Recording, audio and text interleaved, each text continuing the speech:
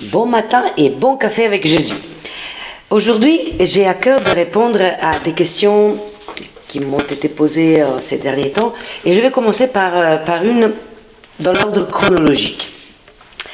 Est-ce que les chrétiens passent leur temps ou ils agissent pour les autres aussi? En premier, je réponds que les chrétiens, la prière et l'action sont indissolubles. On ne peut pas faire l'un sans l'autre. Il en est ainsi de la foi. Si elle n'a pas les œuvres, elle est morte. On le lit dans l'épître de Jacques 2,17. Être chrétien, c'est un tout petit peu comme, permettez-moi la comparaison, comme une voiture. Une voiture, on a besoin du moteur, que c'est notre foi, mais on a besoin aussi de la carrosserie, des pneus. Autrement, il n'y a pas d'auto. Autrement, le moteur va rester là et va rien faire.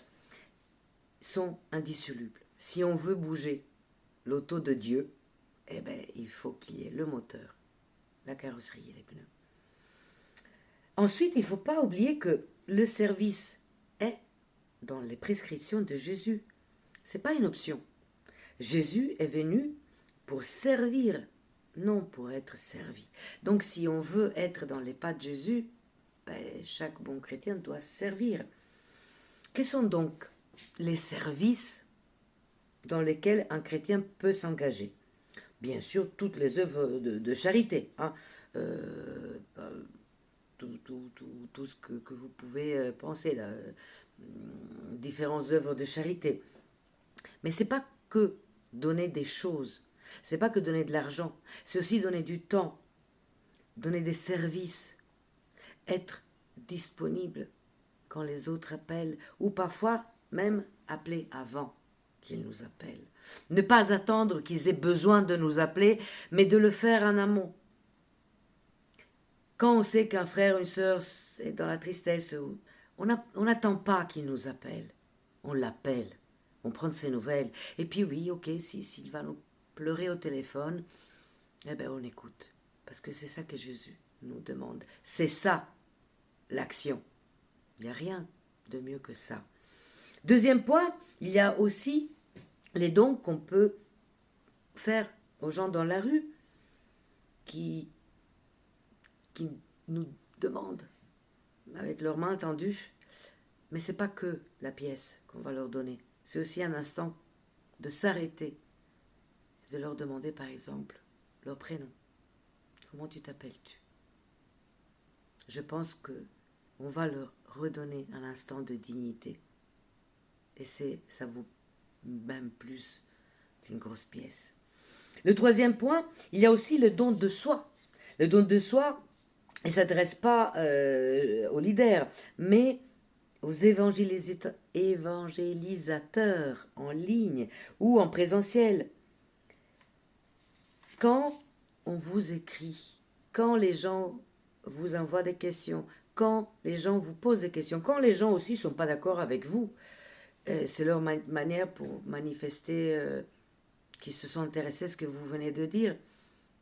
Vous avez le devoir moral et chrétien de répondre.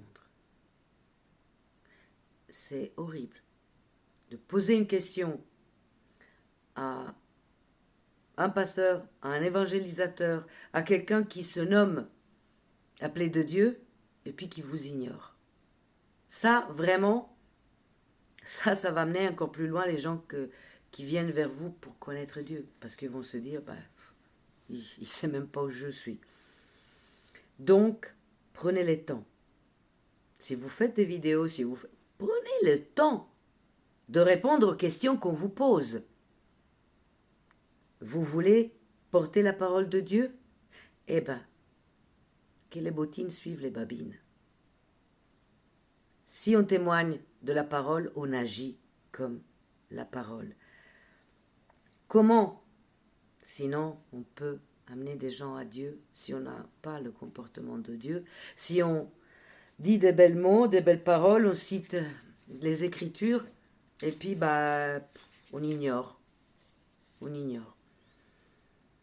Quatrième point, faire du bien, c'est agir comme Jésus demande d'agir vers les autres, les accueillir sans les juger, les accueillir le sourire même s'ils ont les yeux pleins d'eau, les accueillir même s'ils sont dans la souffrance, partager avec eux, c'est les écouter, surtout les écouter.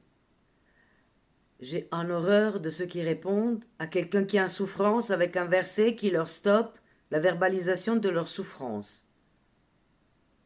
C'est pas ça que Jésus demande. Jésus a toujours écouté, a toujours laissé les gens sortir leur souffrance.